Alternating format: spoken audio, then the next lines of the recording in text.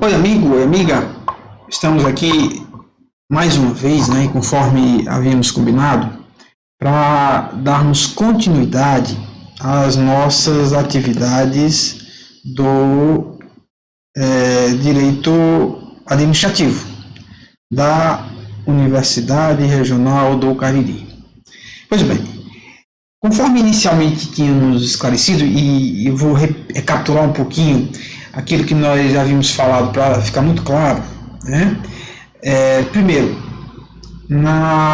logo que iniciou esse problema da pandemia, da Covid-19, quando a Universidade Regional do Cariri paralisou suas atividades presenciais, né? Depois de algum tempo, a administração superior da universidade baixou uma resolução do CEP, portanto, do Conselho Superior, Conselho de Ensino, Pesquisa e Extensão, onde permitia aos professores ministrarem aulas remotas. Contudo, para garantir que os alunos não tivessem prejuízo, estes não poderiam ser avaliados. Com base nessa primeira resolução, nós iniciamos nossas aulas remotas. Abrimos uma turma no Google Classroom, divulgamos o código de acesso e iniciamos semanalmente a apresentar os conteúdos conforme a respectiva disciplina. Ao final dos conteúdos, na grande maioria das aulas, nós passávamos uma atividade e essencialmente era uma pergunta que nós fazíamos pedindo as respectivas respostas. Os alunos postavam as respostas e, em princípio, como nós estávamos impedidos de fazermos qualquer tipo de avaliação, essas respostas não valiam ponto, não valiam nada, era simplesmente um objeto de estudo, de aperfeiçoamento de vocês. Contudo, depois de passado o primeiro semestre, não me lembro exatamente a data, mas surge uma segunda resolução, onde, aí já de acordo com as orientações do Conselho de Educação do Estado do Ceará, algumas resoluções do próprio Conselho Nacional de Educação também, ficou estabelecido que, excepcionalmente, a universidade iria dar aulas remotas, os professores, portanto, iriam continuar nessas aulas remotas, que não é exatamente uma novidade com relação ao regulamento anterior, mas aí sim, o novo, seria possível a realização de avaliações. Então, como uma maneira de homenagear, de respeitar, de trazer benefícios, né, para aqueles que acompanharam as primeiras aulas, eu decidi o seguinte, e exatamente o conteúdo do vídeo anterior que foi postado. Aqueles alunos que tinham participado dessas atividades, eu vou atribuir para eles as notas, normal, sem problema, certo? Proporcionalmente às atividades que responderam, vai ser a nota. Quem fez todas as atividades 10 e assim proporcionalmente. Naturalmente, respostas absolutamente descabidas, eu não vou atribuir o ponto. Mais adiante, vou postar no portal da universidade essas notas respectivas. Mas o critério que eu vou utilizar, já está dito, é o da proporcionalidade em relação ao número de atividades que foram apresentadas. Para os outros alunos, nós vamos continuar dando as aulas normais. E aqui estamos diante do primeiro conteúdo, que é a reforma administrativa. Isso até o final de dezembro. Então, quando chegar em dezembro, nós novamente vamos ter que atribuir notas para estes outros alunos. Portanto, nós temos dois grupos de alunos. O primeiro grupo de alunos que se submeteu às avaliações daquele primeiro momento. Estes, se fizeram as avaliações, se fizeram as atividades respectivas, já estão aprovados. O segundo grupo de alunos, os que não participaram daquelas atividades ou não participaram em número adequado, razoável. Para estes outros alunos, eu vou continuar estabelecendo atividades. Em algumas videoaulas, eu vou estabelecer atividades, eu vou postar no portal do Google Classroom essas atividades e vocês vão respondê-las. Proporcionalmente às respostas que vocês derem, serão as notas respectivas. Então, no segundo grupo de alunos, também não ficará em nada prejudicado, tendo em vista que também terão direito às atividades. Então, não há prejuízo para ninguém. Primeiro grupo de alunos, já tem a nota. Vai continuar assistindo os vídeos se tiver realmente interesse pelo conhecimento, pelas discussões que nós vamos trazer. E eu acho interessante que sim, pois, amigos, nós estamos diante aqui de uma grande novidade no âmbito do direito administrativo. Está à vista uma reforma administrativa, que naturalmente vai mudar de maneira profunda uma série de institutos do direito administrativo. E pela própria necessidade de conhecer, de debater, de aprimorar esses conhecimentos para aqueles que já estudaram. Então, na minha concepção, vale a pena sim. Mas é isso. Esse primeiro grupo de alunos não está obrigado a assistir nem às aulas, nem fazer as atividades. O segundo grupo, aí sim, tem que fazer as atividades, porque senão vai ficar sem notas. Quem sabe nós ainda possamos até imaginar a existência de um terceiro grupo, aqueles que não se submeteram nem no primeiro momento, nem no segundo momento às atividades. Aí vamos deixar a critério da coordenação, da administração superior resolver. Porque, em princípio, essas pessoas não podem ter prejuízo. Qual seria a solução para eles? Fiquem abertos, né, a ver, a conferir como será essa questão. Bom, então são esses os esclarecimentos preliminares que tínhamos para dar. Propriamente, este vídeo está sendo lançado aqui para apresentar a vocês as primeiras discussões, os primeiros debates relativos à chamada reforma administrativa. O governo federal, recentemente, agora no mês de setembro, se não me engano, nos primeiros dias do mês de setembro, manda ao Congresso Nacional uma PEC, um projeto uma proposta, melhor dizendo, de emenda à Constituição, certo? Que recebeu o número no Senado Federal de emenda constitucional número 32. Na verdade, não é emenda, é uma PEC, um projeto de emenda constitucional número 32 de 2020. Essencialmente, primordialmente, essa PEC, essa proposta de emenda à Constituição, ela vai mexer em uma série de normas que estão postas, principalmente, no artigo 37, mas também 38, 39, alguma coisa do artigo 40, vai mexer lá no artigo 84, 85 da Constituição e pontualmente em alguns outros dispositivos da Constituição.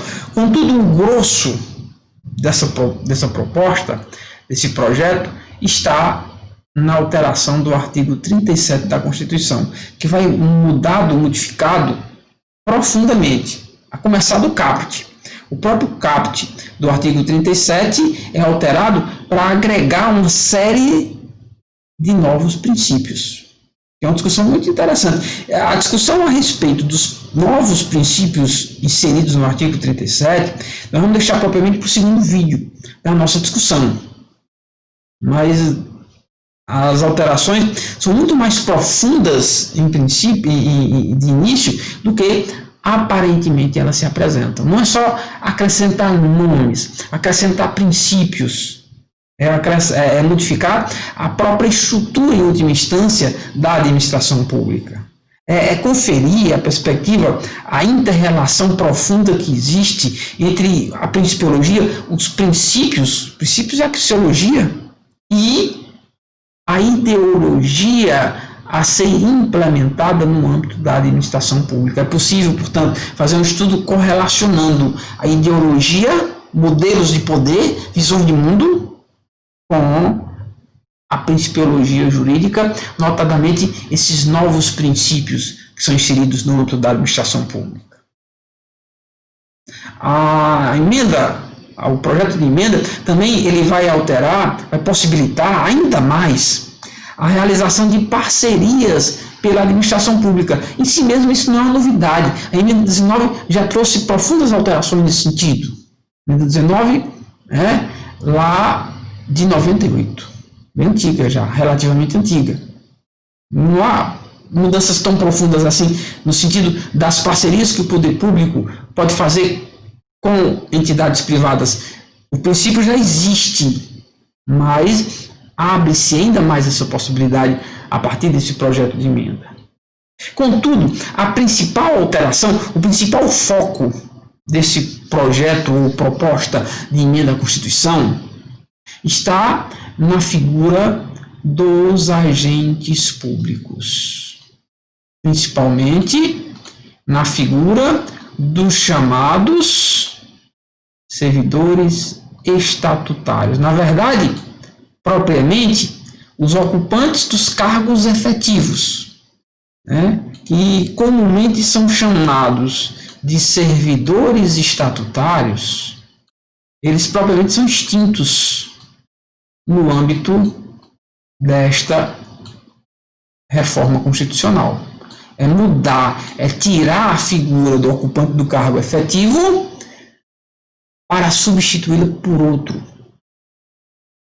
Então, aqui, na figura do servidor e nos institutos correlacionados aos servidores, no regime jurídico dos servidores públicos, dos ocupantes dos cargos efetivos, mas também dos ocupantes de outros tipos de cargos e funções dentro da estrutura da administração pública, é nisso em que se constitui a principal ou as principais alterações introduzidas pela PEC 32 de 2020. Aqui, nesse quadro, eu estou querendo trazer um quadro comparativo. Mais adiante, nos próximos vídeos, eu quero comentar, se não todos, pelo menos as principais alterações dentro da regra. Em que a regra está escrita hoje, em que termos a regra está escrita hoje, em que termos a regra passará a ser escrita. Fazer esse quadro comparativo com as próprias regras, com as próprias alterações, porque isso me parece deixará ainda mais claro esta evidência. Mas, para agora, eu quero apresentar para vocês esse quadro.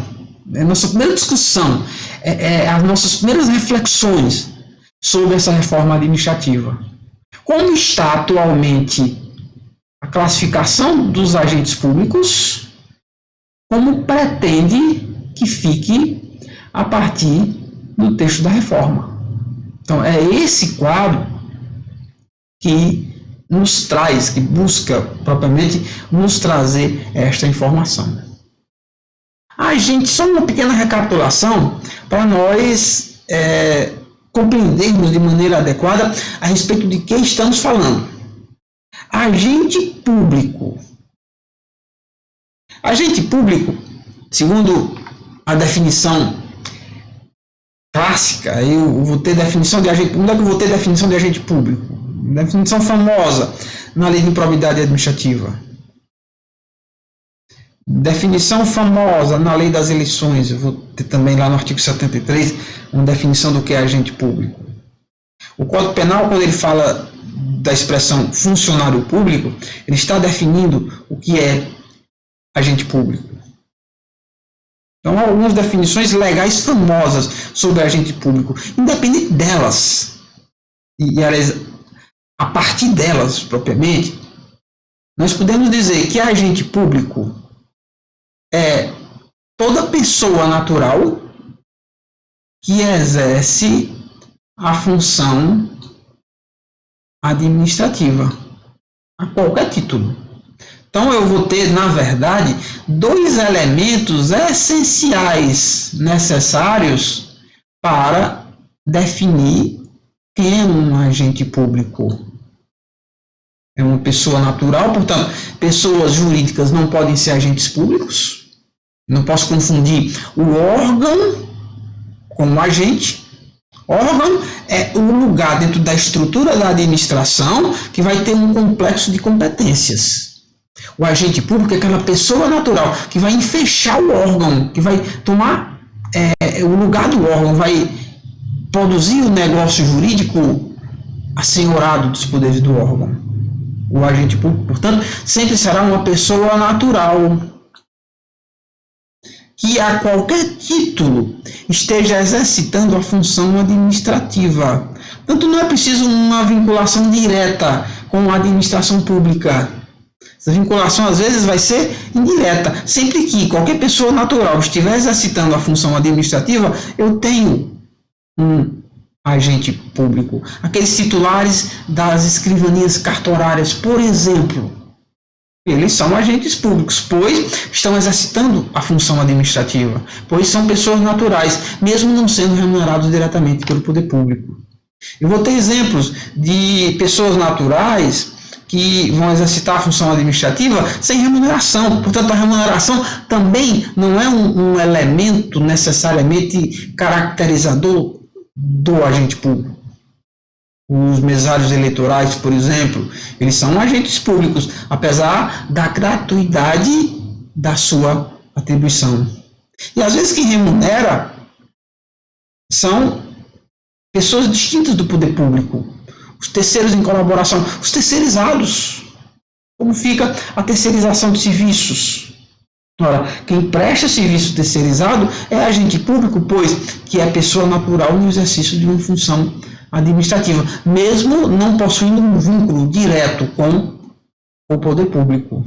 Aí quando eu falo das parcerias, das OS, organizações sociais, né, das OCIPs, organizações da sociedade civil de interesse público, que são pessoas privadas que recebem delegação do poder público para prestar serviço público, quer dizer, exercitar a função administrativa.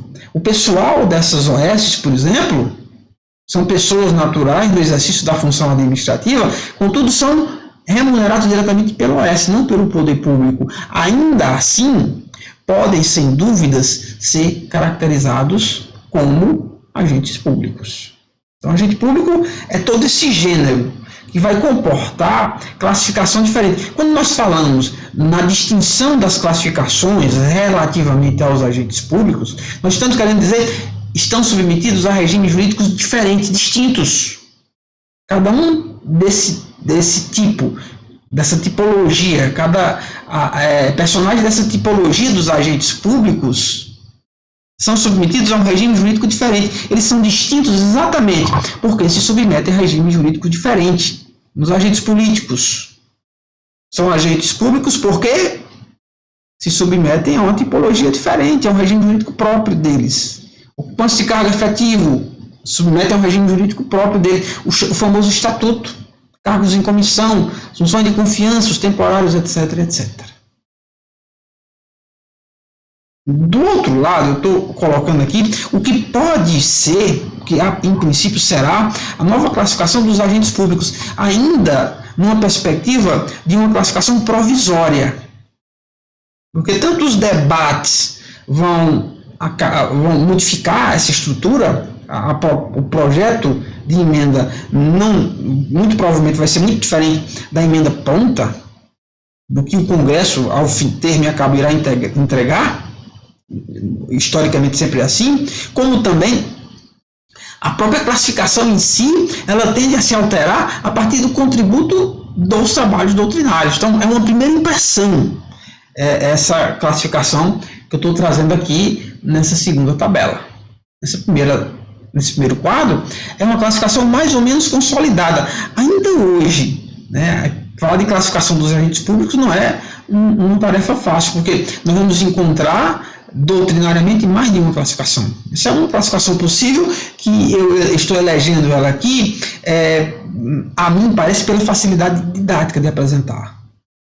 Só para recapitular então, antes de eu chegar na segunda parte, em que é que estará posta as alterações. Quem são os agentes políticos?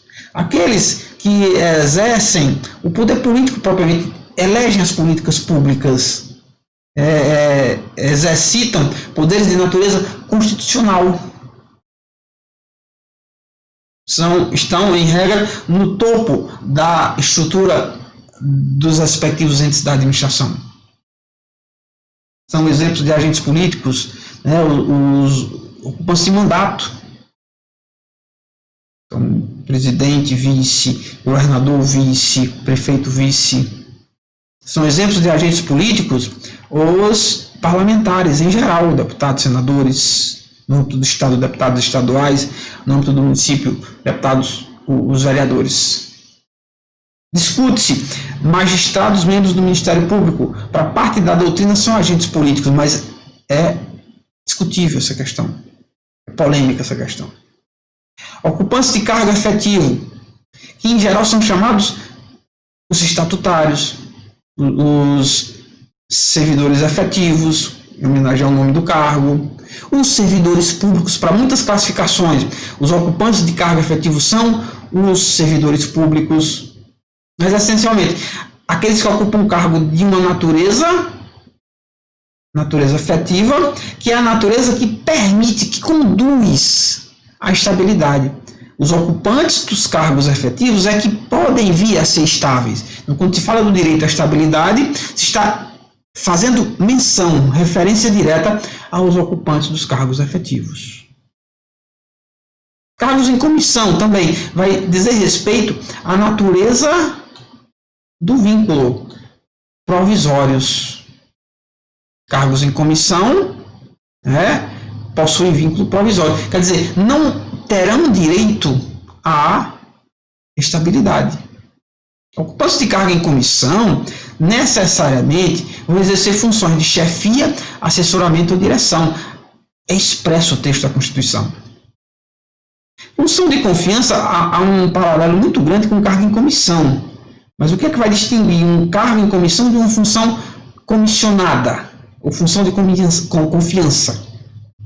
É que a função de confiança só pode ser exercida por quem já possui um vínculo anterior com uma administração. Então, para exercer uma função de confiança, é preciso, antes de ser ocupante de um cargo efetivo, vai acumular as funções do cargo, a função de confiança. O cargo em comissão, não. Ele pode ser ocupado por quem tenha ou não um vínculo anterior.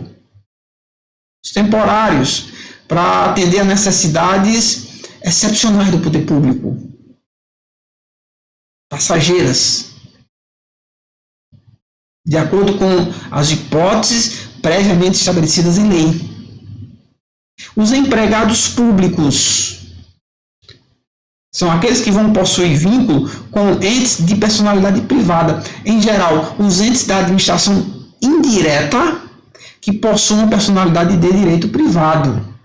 Há uma grande deturpação da ordem constitucional na medida em que começam a se criar exceções onde a administração direta também vai poder ter empregados públicos. O que é que vai distinguir? Essencialmente, isso está errado. O espírito da Constituição de 1988 não permite isso. O que é que vai distinguir um empregado público de um ocupante de um cargo efetivo? Primeiro, o cargo, né? O empregado público não ocupa cargo. Ele tem apenas funções. Segundo, a estabilidade. O ocupante do cargo efetivo pode vir a gozar do direito à estabilidade, e o empregado público não. E terceiro, o regime jurídico. Os empregados públicos se submetem a um regime jurídico de direito do trabalho, chamado de emprego público. A CLT com regras agregadas. O efetivo tem um regime jurídico próprio, só dele, que nós conhecemos por estatuto. Por isso o nome, os estatutários. Os terceiros em colaboração é uma classificação mais ou menos recente, das classificações talvez seja mais recente, são os outros, aqueles que não se enquadram em nenhum desses vínculos aqui, mas ainda assim são agentes públicos.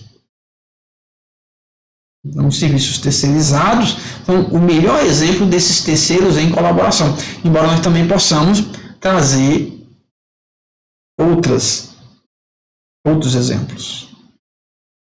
Fazendo uma leitura sistemática da nossa Constituição Federal, fica bem claro que o legislador constituinte de 1988, ele tinha uma vontade, que era de estabelecer o marco de que, dentro da estrutura da administração pública, houvesse um corpo de agentes públicos técnicos, que permanecessem dentro da estrutura da administração por longo tempo, garantindo a continuação dos serviços públicos, a continuidade dos serviços públicos, assim como uma memória da administração. Como nós dizemos que a natureza do cargo efetivo tende a conduzir à estabilidade, nós queremos dizer que há uma vontade do Constituinte, exatamente por isso que ele garante a estabilidade, no sentido de que existe esse corpo de pessoas. Esse corpo é um corpo técnico. Esse corpo é um corpo de pessoas, de agentes públicos, devidamente capacitado. Esse corpo é um conjunto de pessoas que galgaram os respectivos cargos por critério de merecimento, a meritocracia. Tanto que é condição à ocupação do cargo efetivo a prévia aprovação em concurso público de provas ou de provas e títulos, conforme está expressamente gravado na Constituição. Este é o corpo de agentes da administração. Este é a memória da administração. Quando se fala, portanto, em estabilidade, não se está falando somente em um direito subjetivo do servidor. Claro, é um direito subjetivo dele, mas é mais que isso. É uma maneira, uma fórmula que a Constituição ou o Constituinte de 1988 encontrou de garantir que um corpo de pessoas, um corpo técnico qualificado, o que a administração pública tem de melhor no seu pessoal, possa permanecer em serviço por um longo tempo, possa sobreviver aos governos, possa sobreviver às picuinhas do dia a dia da administração. Então, a estabilidade ela vem como um direito do servidor, mas também como uma garantia da própria estrutura da administração pública. Vou pedir para passar aqui para esse quadro, volto já para o anterior, para trazer a seguinte noção.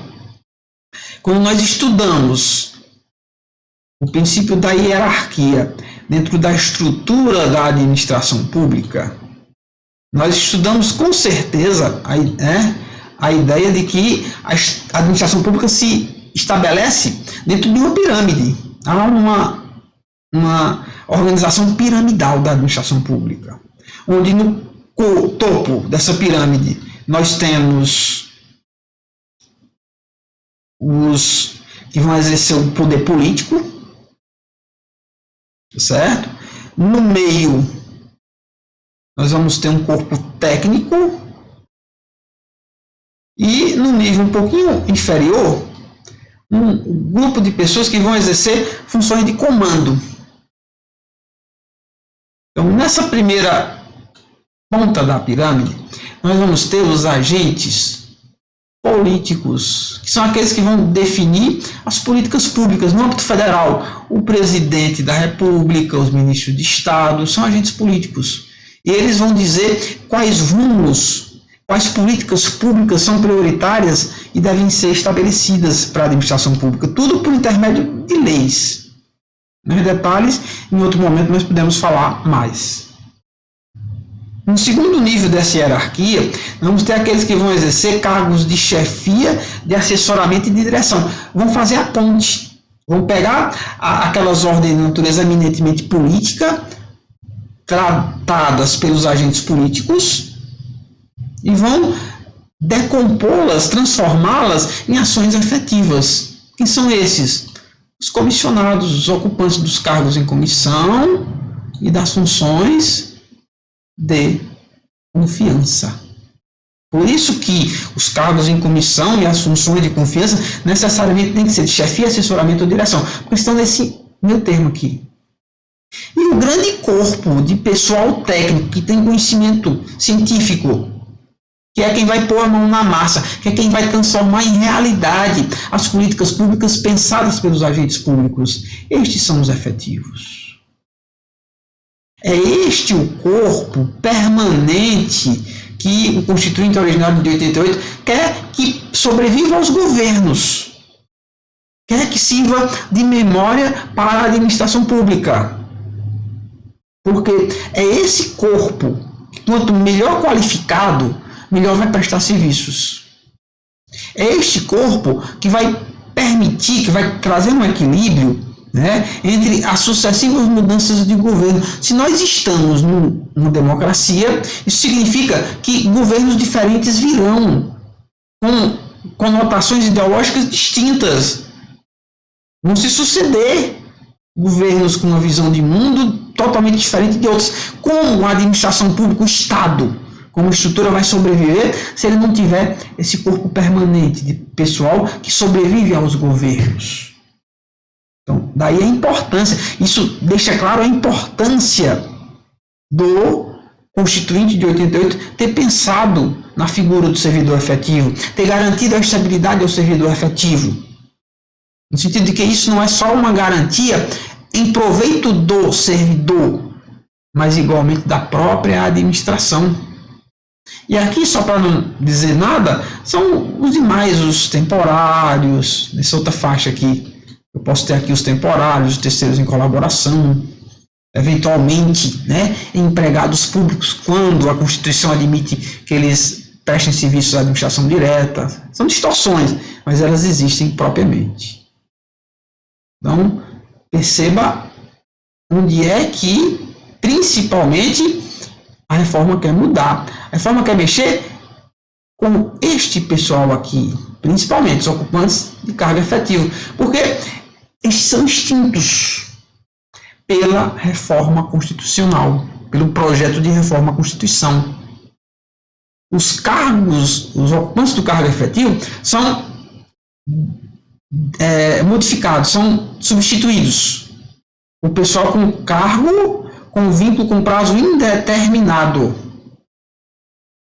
Não são mais efetivos, eles não se submetem mais a um regime jurídico próprio, estatutário, diferente do de direito privado. Quando a Constituição diz que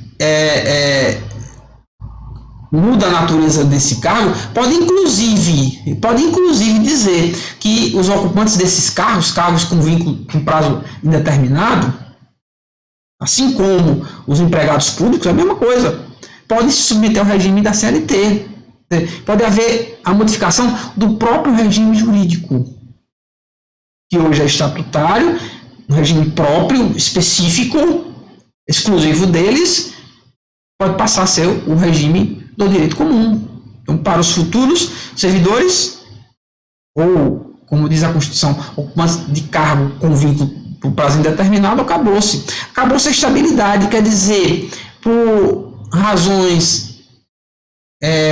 não previstas em lei, é possível a demissão dos estáveis. Veja que a emenda constitucional número 19, ela já modifica de maneira muito profunda a situação jurídica dos estáveis. Estabilidade era meramente nominal, porque a própria Constituição, com redação dada pela emenda 19, já permitia que a estabilidade fosse quebrada.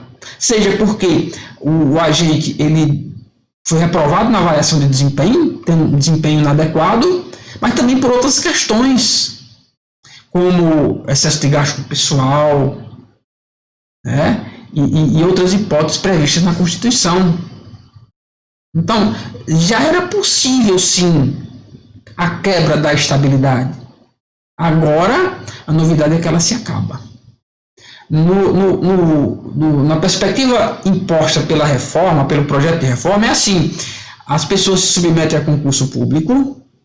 Quando elas passam no concurso, elas vão ser submetidas a um vínculo de experiência, a uma contratação de experiência, e inclusive admitindo que essa contratação de experiência, esse contrato de experiência, seja uma fase do concurso, e ao final desse contrato de experiência, ela pode ser alijada, tirada do serviço como se tivesse simplesmente sido reprovada no concurso, ou se não, os que tiverem melhor sorte vão ganhar um cargo. Só que cargo com vínculo por prazo indeterminado, sem a estabilidade. Morre, acaba a estabilidade dentro da estrutura da administração pública. Extingue-se, portanto, os cargos efetivos. Extingue-se, portanto, o estatuto, como uma lei própria que estabelece um regime jurídico específico para os ocupantes de cargo efetivo. A própria natureza do cargo efetivo, enquanto espécie de cargo público, deixa de existir. Também deixa de existir os cargos em comissão. Essas figuras aqui do cargo em comissão e da função de confiança também acaba. A Constituição deixa muito claro, algumas regras que são de extrema importância a respeito do que está posto hoje. Primeiro, cargo em comissão e função comissionada necessariamente tem que se referir a funções de chefia, assessoramento e direção. A nova lei não diz nada disso. A Constituição, um texto da proposta de emenda, fala simplesmente em cargo de liderança ou assessoramento. Ponto. Certo? Assessoramento com 2 S. Liderança ou assessoramento. Ponto. Acabou-se. Não tem nenhuma condição para que esse assessoramento, essa liderança, diga respeito a cargo de chefia ou direção. Então, cargos de outra natureza, atribuição de outra natureza que não de chefia, assessoramento e direção, podem ser atribuídos a esses cargos, porque apesar do nome, não há regra constitucional, como tem hoje, vinculando isso. Segunda observação, hoje os cargos em comissão, a partir de determinado percentual, não podem ser exercidos livremente porque não tem vínculo. Há um percentual de cargos em comissão que obrigatoriamente tem que ser ocupados por ocupantes de cargo efetivo. Então, 100% dos cargos em comissão não são aparelhados por agentes fora do Estado. São os cabos eleitorais, em regra, que ocupam esses cargos. Essa regra também cai por terra a partir da nova redação. Certo? Os temporários, né? Admite sim, a Constituição admite vínculo com prazo determinado. Não muda o nome, mas essencialmente fica a mesma ideia. Empregados públicos. Muito pouco fala a emenda, a Constituição, o projeto de emenda, a respeito dos empregados públicos. Muito pouco. Mas essencialmente mantém a regra do concurso. E fica subentendido, não está expresso no texto, mas isso já é compreensão doutrinária, isso já é compreensão pacífica no âmbito do direito administrativo, de que esse vínculo é um vínculo de emprego público, regulado pela CLT e outras regras, leis especiais. Então, quanto a eles, não há uma alteração muito profunda nesse sentido. Aqui, a parte da exposição de motivos do projeto de emenda que trata dessas alterações que nós estamos falando aqui. Não vale a pena ler o que está escrito lá na exposição de motivos. Quanto à constituição de seus quadros de pessoal permanente, a proposta apresentada mantém o concurso público como principal forma de ingresso no serviço público. Correto? Inova, porém, ao propor vinculações mais bem alinhadas às necessidades atuais e futuras da administração. Não vejo bem assim. São previstos 5 tipos de vínculos jurídicos com o Estado. Vínculo de experiência, o qual propiciará a existência de um período de experiência efetivo como etapa do concurso. Então, aquilo que era o estágio probatório vira esse vínculo de experiência, certo? Para o ingresso em cargo por prazo indeterminado. o cargo típico de Estado, que equivaleria aos agentes políticos, me pareceu a melhor adequação dessa comparação, estabelecendo um marco bem delimitado para a avaliação mais abrangente e tomada de decisões quanto à admissão do serviço em cargo que compõe o quadro de pessoal de caráter permanente, a depender da classificação, dentro do quantitativo previsto no edital do concurso público, entre os mais bem avaliados no período. A pessoa ingressa no contrato de experiência e os mais bem avaliados nesse período de experiência que terão os cargos com vínculo por tempo indeterminado. Certo? 2. O vínculo por prazo determinado, os temporários, que possibilitará a admissão de pessoal para necessidades específicas e com prazo certo, atender necessidade temporária decorrente de calamidade e emergência, de paralisação de atividades essenciais ou de acúmulo transitório de serviço. Já existe essa figura hoje dos temporários. Então, muda o nome, não muda necessariamente a essência. Também os temporários servem para preencher atividades, projetos ou necessidade de caráter temporário ou sazonal, com indicação expressa da duração do contrato.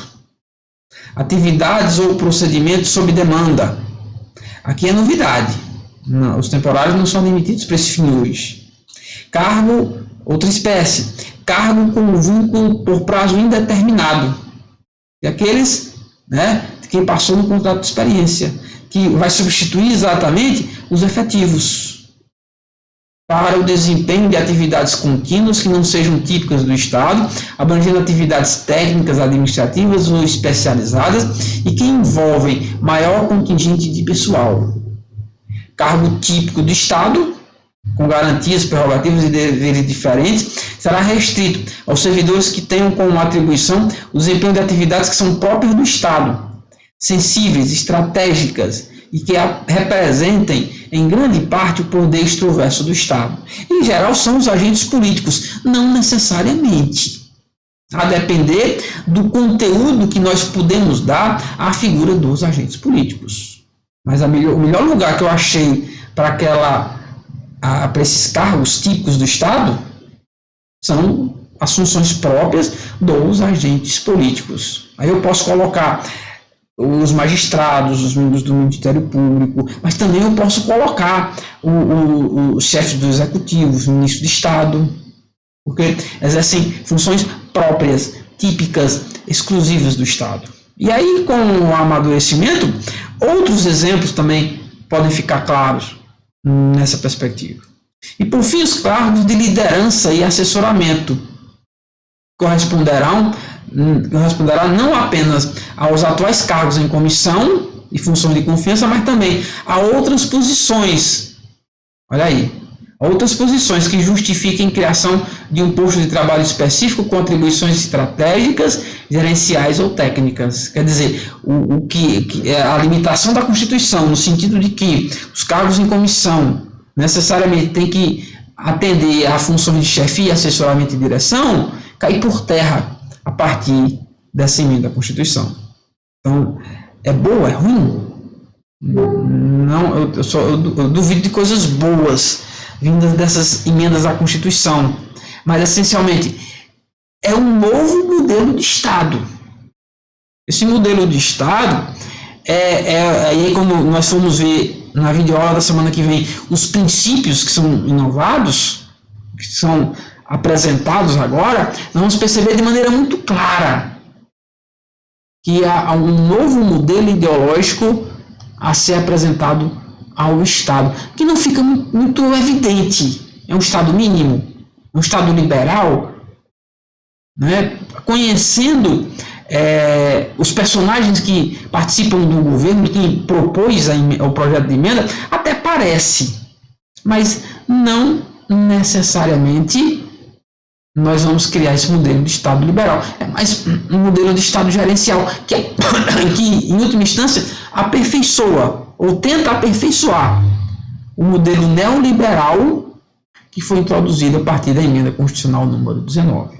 Mas isso aí, amigos, já é assunto para uma nova videoaula. Então, para a semana que vem, nós vamos voltar. Especificamente, nós vamos dedicar a próxima videoaula, ainda dentro da reforma administrativa, a refletirmos um pouco a respeito, né,